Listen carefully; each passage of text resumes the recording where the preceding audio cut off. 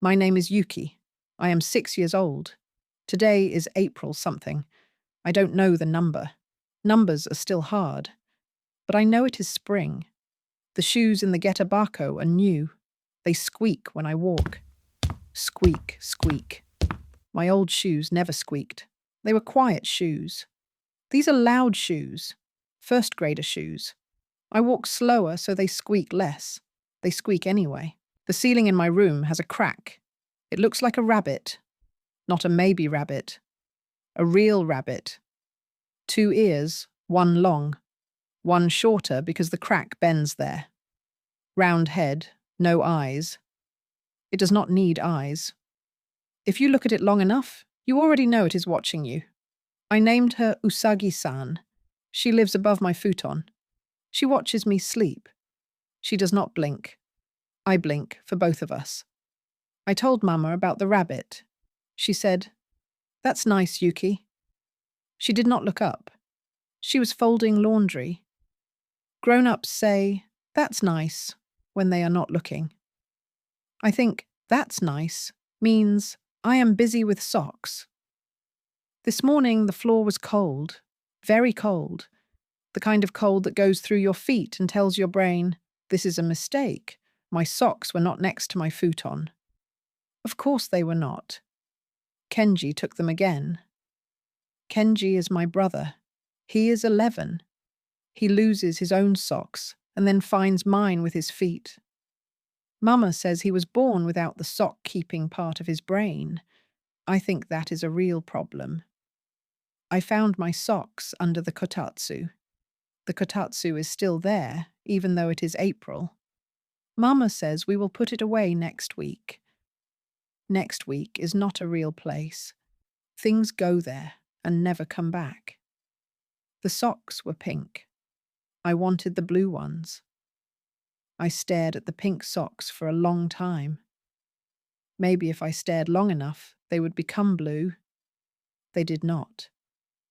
I put them on anyway because the floor was too cold to argue with. Breakfast was rice and miso soup and fish. The fish had bones. I do not like bones. Bones are surprises inside food. Bad surprises. I took them out and put them on the edge of my bowl. Kenji said, "Just eat them. They're small." Kenji eats everything. He once ate an eraser, a pink one. He said it tasted like nothing. I think he is lying. Mama brought out my rando seru. My rando seru is red. Grandma bought it. Grandma said red is for strong girls. Kenji said red is for fire trucks. Grandma looked at him. Kenji stopped talking. This is a useful technique. My rando seru is very hard. If I fell backwards, I would not get hurt. It has a yellow cover. Mama says the yellow cover is for cars, so they can see me. I am small. Cars are big. The yellow means, don't hit this child. I am not sure cars can read. But Mama sounded confident. The walk to school takes 15 minutes. Mama walked with me today. Tomorrow I will walk with the group. The group has older kids. Older kids know where they are going. I do not. Everything looks the same. Houses, fences, more houses, a dog that looks angry for no reason. We passed the rice field. It was full of water, but no rice, just mud. It smelled like something that used to be something else. Not bad, just wet. We passed the vending machine. It was glowing, even in the morning, like it had secrets. Blue light, red light, green light. The green one said, Pocari sweat. I don't know what sweat is. I don't think I want to drink it. Mama says I can have Pocari sweat when I am older. Older is also not a real place. It is next week. We passed the big tree. The crows were there. They were loud. One crow looked at me, right at me. It opened its mouth and said, "Ah, ah, ah." That is not my name. I think crows don't know names, or they don't care. The school has cherry blossoms at the gate. They fall slowly, not like snow. Snow falls because it has to. Cherry blossoms fall because they feel like it. I caught one. It was soft, a little wet. It smelled like nothing, or maybe everything very quietly. Mama said, "Make a wish." I wished for blue socks tomorrow. A good wish. The flower fell out of my hand. I don't know if that cancels it. No one explains the rules of wishes. The getabako at school is very big. Too many holes. Too many shoes. Everyone is taking off shoes at the same time. It is loud. Squeak. Tap. Voices. Zippers. I sat down and changed mine. Carefully. If I rush, something will go wrong. Things always go wrong when you rush. A boy next to me was crying. His shoe was stuck. His mother pulled it. He cried more. My indoor shoes are blue, finally. Something is correct. I looked at my pink socks inside my blue shoes. Pink. Blue. Wrong. Right. My classroom is on the first floor. The teacher is Yamada-sensei. She has glasses with a chain. The chain is silver. The chain is so she doesn't lose them. Kenji needs one for his socks.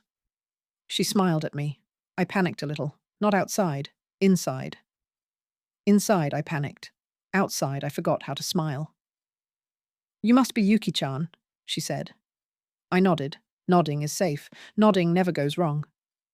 "Do you like windows?" she asked. I nodded again. Yes, windows are good. The boy behind me said, "Can you talk?" Yes, obviously. I talk all the time, in my head, very clearly. I did not answer. He leaned closer. "Hey, can you talk?" "Yes, I can. I just don't want to talk to you." I looked at my desk. My name was there. Yuki. I can read it because Mama taught me. Mama wrote it on paper at home. The paper had a rabbit on it. Not Usagi-san. "I think she's mute," he said. I don't know what mute means, but I know it is not a nice word because of how he said it. At lunch we had curry. Curry is brown. Rice is white. Together they look like a mountain with a mudslide. I like curry. But I do not like the school spoons. They are metal. Metal tastes like nothing and everything. The nothing is the metal part. The everything is the other kids' mouths from before they washed the spoons. The spoons are washed. But I still know. I ate my curry anyway because I was hungry. The boy sat across from me. "There's something wrong with you," he said. "No, there isn't. There is something wrong with you. You talk too much." I put curry in my mouth. He said, "My mom said some kids are slow." I put more curry in my mouth. He said, "Are you slow?" I finished my curry. Then I drank my milk. The milk comes in a little carton. The carton has a cow on it.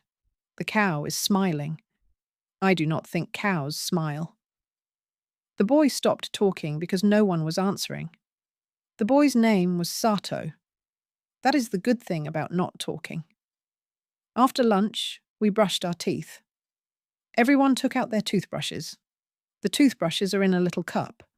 The cup has your name on it. My name is on a blue cup. Yuki. We stood at the Suidoba and brushed. Left and right. Left and right. Sato was 2 persons away. He brushed with his mouth open. Toothpaste fell out. It fell on his shirt. I watched it fall. I did not tell him. He was not nice to me at lunch. After that, we cleaned. On our hands and knees, wiping. The cloth made a squeak sound. Squeak, squeak, squeak.